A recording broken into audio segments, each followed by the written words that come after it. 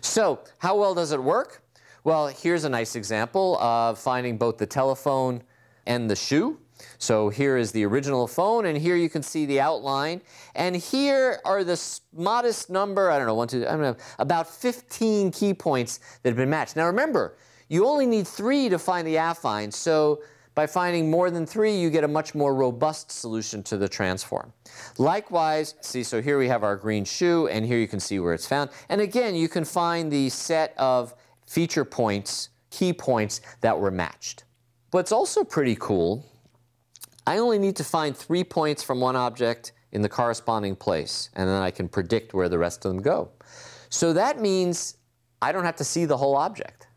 So here you see an example. Here is the shoe. I'm going to draw inside so you can see this, right? But you'll notice it's being occluded by this box of whatever the groceries are, okay? Only the front part and the back part of the shoe were found, all right?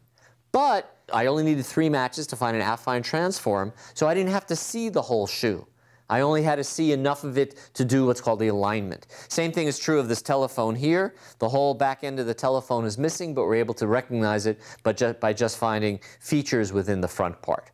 That's pretty impressive robustness with respect to occlusion.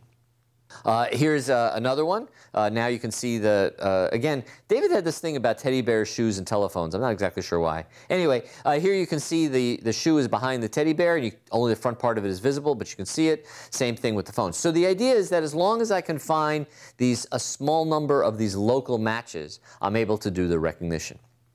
Oh, and here's one you saw before. Remember the totem poles? He's at UBC, University of British Columbia. They got a lot of Native American Indian stuff up there, so I'm guessing that's what this is. And you remember the thing just works.